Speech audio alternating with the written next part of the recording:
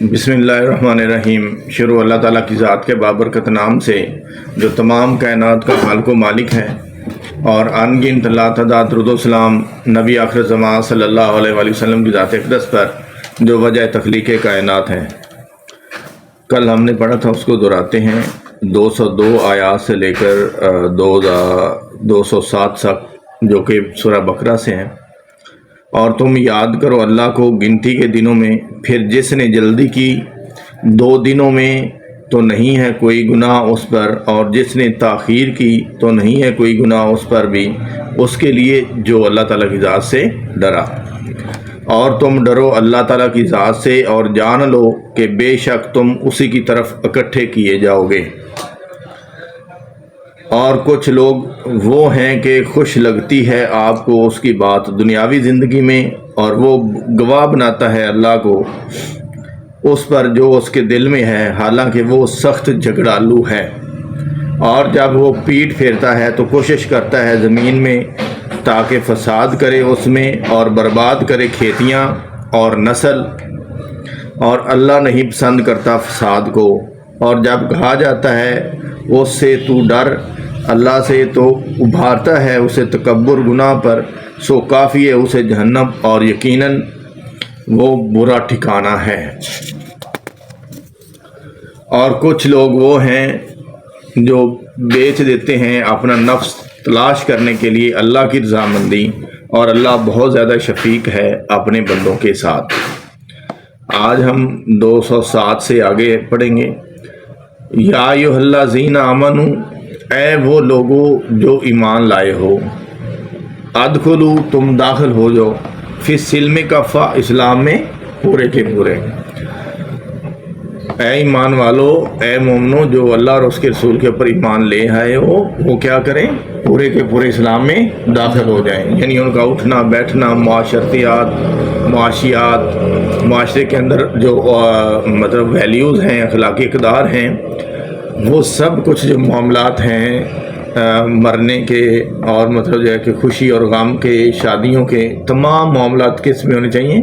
اللہ اور اس کے رسول کے احکامات کے مطابق ہونے چاہیے۔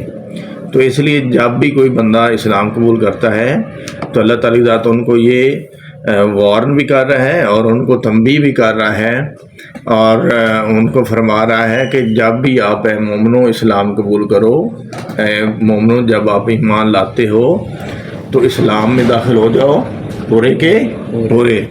یہ نہیں ہے خدا بھی خوش رہے شیطان بھی ناراض نہ ہو، ٹھیک ہے؟ ایسا نہیں ہونا چاہیے۔ اگر اسلام میں داخل ہو گئے ہیں تو پھر آپ کا اوڑھنا بچھونا، چلنا پھرنا، اٹھنا بیٹھنا، زندگی گزارنا، فیملی کے معاملات، خاندانی تعلقات جو ہیں، دوستوں کے ساتھ تعلقات، سارے کس طرح کے ہونے چاہیے؟ جس کا اسلام نے ہمیں درس دیا ہے۔ یہ نہیں ہے کہ نمازیں تو ہم اللہ اور اس کے رسول کی پڑھیں، سیاست میں ہم مطلب انگریزوں کو اور عیسائیوں کو فالو کریں، ٹھیک ہے؟ عبادات ہم اللہ اور اس کے رسول کی کریں، لیکن ہمارے جو روزمرہ کے معاملات ہیں وہ ہندوانہ رسومات ہوں، نظریات ہوں، عیسائیانہ ہوں، کافرانہ نظام میں ہم چل رہے ہوں، تو ان تمام چیزوں سے ہم نے بچنا ہے۔ تو اس لیے کہا جا رہا ہے کہ اے مومنو جو ایمان لاتے ہو، آپ اسلام میں داخل ہو جاؤ پورے کے پورے۔ وَلَا تَتَّبِعُوا، اور نہ تم پیروی کرو، خطوات الشیاطین، شیطان کے قدموں کی۔ یعنی جو شیطان جس راستے پہ چل رہا ہوتا ہے، یا جو اس کے پیروکار اس راستے پہ چل رہے ہوتے ہیں شیطان کے راستے پہ، تو ان کی آپ پیروی نہ کرو، ان کی اتباع نہ کرو۔ اِنَّهُ، بے شک، لَکُمْ عَدُوٌّ مُّبِینٌ، تمہارا دشمن ہے ظاہراً۔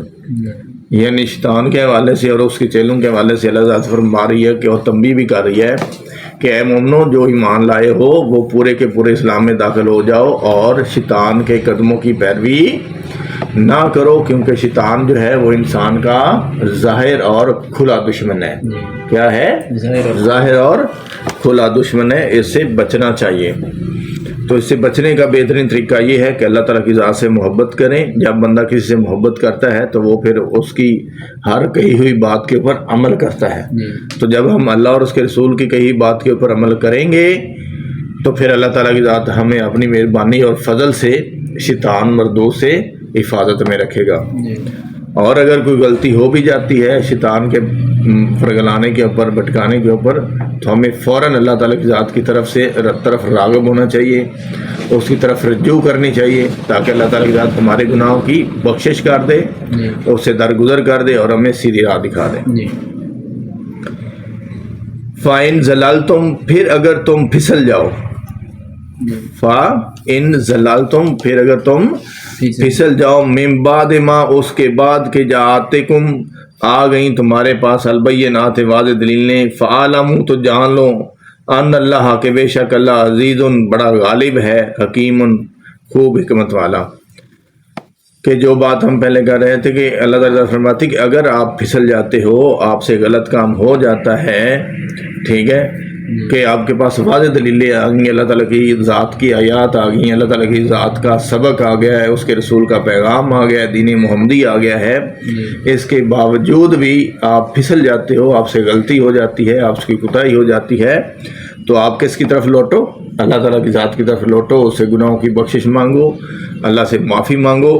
تو اللہ تعالیٰ کی ذات آگے کیا کہتا ہے کہ اللہ تعالیٰ کی ذات جو ہے ہر چیز کے اوپر غالب ہے، ہر چیز اس دنیا کی اس کے قبضہ قدرت کے اندر ہے، جب آپ معافی مانگیں گے تو وہ معاف کر دے گا، جب وہ معاف کر دے گا تو وہ بہت بڑا خوب حکمت والا ہے، کہ وہ ہر چیز کو سمجھتا ہے کہ کس بندے کو کس طرح سے میں نے لے کے چلنا ہے اور اس کائنات کا حساب کتاب میں نے کیسے چلانا ہے۔ تو اس میں اللہ تعالیٰ کی ذات کی احدانیت، ربوبیت اور وحدانیت جو ہے اور اس کی حاکمیت کو بتایا جا رہا ہے کہ اللہ تعالیٰ کی ذات جو ہے مسبب الاسباب ہے اور اللہ علی الحق ہے، اللہ کی ہی اس دنیا کے اندر حکمرانی ہے۔ تو اسے جب بھی کوئی غلطی ہو جائے، آپ پھسل جاؤ، تو آپ کے پاس چونکہ اللہ تعالیٰ کی ذات کی نشانیاں آ گئی ہیں، آیات آ گئی ہیں، اس کا دین محمدی آ گیا ہے صلی اللہ علیہ وسلم، تو آپ جو ہے اللہ کی ذات کی طرف رجوع کریں، معافی مانگیں، اور اللہ تعالیٰ کی ذات جو ہے اس چیز کے اوپر غالب حکمت رکھتا ہے، مطلب اس کے اوپر اس کی قوت ہے، طاقت ہے، تو وہ جو ہے آپ کو معاف کر دینے والا ہے اور بہت بڑا حکمت والا ہے۔ حل ینظرون، نہیں وہ انتظار کرتے، الا مگر ان یاتیہم، یہ کہ آئے ان کے پاس، اللہ فی ظلال، سایوں میں، من الغمام، بادلوں کے، والملائکۃ، اور فرشتے بھی، واقوزی، اور چکا دی جائے، الامر، معاملہ۔ اب آگے یہ کہا جا رہا ہے کہ وہ انتظار نہیں کرتے ہیں، مطلب جن سے کوئی غلطی ہو جاتی وہ انتظار نہیں کرتے ہیں، ایون کہ یعنی وہ یہاں تک سوچتے ہیں کہ ان کے پاس اللہ تعالیٰ کی ذات کی طرف سے کوئی ایسا کرشمہ ہو جائے، وہ بادلوں کے سایوں کی صورت میں ہو اور فرشتے آ جائیں اور اس معاملے کو رفع دفع کر دیں، ٹھیک ہے، جو بھی ان سے غلطی ہوئی ہے یا بھی کچھ کوتاہی ہوئی ہے اس کو کیا کرے، اللہ تعالیٰ کی ذات جو ہے وہ بادلوں کے سایوں کی طرح آئے، بادلوں کے سایوں کی طرح آئے، یا پھر جو ہے فرشتے بھیجے، فرشتوں کی آمد ہو، اور جو ہم سے غلطی کوتاہی ہوئی ہے یا کوئی خطا ہو گئی ہے یا جو معاملات ہو گئے ہیں اس کو کیا کیے، اس کو ختم کر دے، اس کو چکا دے۔ وَإِلَى اللَّهِ، اور اللہ کی طرف، ترجع الامور، لوٹائے جاتے ہیں سب کام، یعنی تمام کام اس دنیا کے اندر جو بھی ہو رہے ہیں وہ سب کس کی طرف لوٹائے جاتے ہیں؟ اللہ تعالیٰ کی ذات کی طرف لوٹائے جاتے ہیں۔ اللہ تعالیٰ کی ذات قرآن پاک میں فرماتا ہے کہ لا تتحرک الا شیء الا باذن اللہ، کہ اللہ کے حکم کے بغیر کوئی چیز حرکت نہیں کر سکتی۔ تو اللہ تعالیٰ کی ذات جو ہے وہ یہاں پہ فرما رہا ہے کہ آپ سے غلطی ہو گئی ہے، آپ سے کوتاہی ہو گئی، آپ لوٹ آؤ میرے طرف۔ ہر چیز نے لوٹ کے کس کی طرف جانا ہے؟ اللہ تعالیٰ کی ذات کی طرف جانا ہے۔ کس کی طرف جانا ہے؟ اللہ تعالیٰ کی ذات۔ ہاں، تو اس میں آیت میں ایک تو یہ بتایا جا رہا ہے کہ جی وہ لوگ انتظار کرتے ہیں جی اللہ تعالیٰ کی ذات کی مہربانی آئے، بادلوں کے سایوں کی صورت میں، فرشتوں کی صورت میں، اور یہ تمام معاملات کو نپٹا دیں، لیکن اللہ تعالیٰ کی ذات فرماتی ہے کہ آپ اس چیز کا انتظار کیے بغیر میری طرف رجوع کر لو، میری طرف لوٹ آؤ، ان تمام معاملات میں میری طرف لوٹ آؤ، تو میں آپ لوگوں سے درگزر کرنے والا ہوں، اور ان تمام امور کے اوپر میرا کنٹرول ہے، اور تمام لوگوں نے اور ان تمام امور نے میری طرف لوٹ کے آنا ہے۔ تو اس میں یہ ہے کہ اللہ تعالیٰ کی ذات جو ہے وہ بڑی مہربان، رحیم، کریم ہے، تو دل برداشتہ ہونے کی بجائے، شیطانیت کی پیروی کرنے کی بجائے بہتر ہے کہ غلطی ہو گئی ہے، آدم خطا کا پتلا ہے، ہر بندہ جو آدم ہے اس سے غلطی ہونی ہے، تو اس غلطی کے اوپر اترانے کے بجائے، غرور کرنے کے بجائے وہ مزید بار بار کی جائے، یہ شیطانیت کا کام ہے۔ تو بہتر یہ ہے کہ اللہ کا بندہ بنے. آپ سے مطلب غلطی ہوگی، غلطی کی گناہوں کی معافی مانگے اللہ تعالیٰ کی ذات کے آگے گڑ گڑا کے، تو اللہ تعالیٰ کی ذات معاف کر دینے والا ہے. اور وہ کہتا ہے کہ تمام چیزیں لوٹ کے میری طرف ہی آنی ہے. تو بیشتر اس سے کہ آپ کسی چیز کا انتظار کرو اور اس سے پہلے ہی آپ میری طرف لوٹ آؤ ان تمام امور کے ساتھ. تو میں آپ کے اوپر بہت مہربان کرنے والا ہوں گا، رحمان بھی ہوں گا، کریم بھی ہوں گا، آپ کو بخشنے والا بھی ہوں گا. تو اس لیے آپ نے تمام اپنے امور جو ہے نا وہ اللہ تعالیٰ کی ذات کے سپرد کر دینے ہیں. سوال کیجئے بنی اسرائیل سے کم عطینا ہم، کتنی ہیں ہم نے دی ان کو، من آیات نشانیاں بینات واضح. یعنی اگر آپ مطلب ان تمام چیزیں آپ کے ساتھ واضح احکام اللہ تعالیٰ کی ذات کے آ چکے ہیں تو کہتے ہیں کہ وہ سوال کریں کیسے؟ بنی اسرائیل کی طرف. ٹھیک ہے نا. بنی اسرائیل جو ہے ایک سرکش قوم تھی اور اللہ تعالیٰ کی ذات نے اس کے اوپر بے شباش انعامات کیے تھے، سارا کچھ کیا تھا، لیکن اس کے باوجود بھی اللہ تعالیٰ کی ذات کی باتوں کو اور اس کے احکامات کو نہیں مانتے تھے. تو اللہ کی ذات فرماتی ہے کہ ان تمام چیزوں میں آپ بنی اسرائیل سے سوال کریں کہ ہم نے ان کو کتنی نشانیاں واضح دی ہیں، ہر چیز کو کھول کھول کے بیان کیا ہے، لیکن اس کے باوجود بھی وہ ہماری طرف لوٹ کے نہیں آئے. تو پھر ہم نے ان کے اوپر کیا کر دیا؟ عذاب مسلط کر دیے. ومن یبدلا، اور جو شخص بدل دیتا ہے نعمت اللہ ہے اللہ کی نعمت کو، من بعد ما، اس کے بعد کہ جاءتہ اس کے پاس آ گئی ہے، فإن اللہ، تو یقیناً اللہ تعالیٰ کی ذات شدید بہت سخت ہے، العقاب سزا دینے والا. یعنی اللہ تعالیٰ کی ذات یہ بھی فرما رہی ہے کہ میں نے تمام واضح آیات، دلیلیں اور چیزیں بھیج دی ہیں جن کے آپ اوپر عمل کر کے کامیابی اختیار کر سکتے ہیں. لیکن اگر آپ کے پاس یہ تمام چیزیں آ بھی گئی ہیں، واضح دلیلیں آ بھی گئی ہیں، لیکن پھر بھی آپ جو ہے کہ اللہ تعالیٰ کی ذات کے احکامات کی پیروی نہیں کرتے ہیں اور اس کے احکام کو بدل دیتے ہیں، اللہ تعالیٰ کی ذات کی جو نعمت ہے اس کا مفہوم میں بدل دیتے ہیں، اس کو تبدیل کر دیتے ہیں، ایون کہ آپ کو اس چیز کا علم ہو گیا ہے، تو اللہ تعالیٰ کی ذات جو ہے یقیناً بہت بڑا سخت عذاب دینے والا ہے اور سزا دینے والا ہے.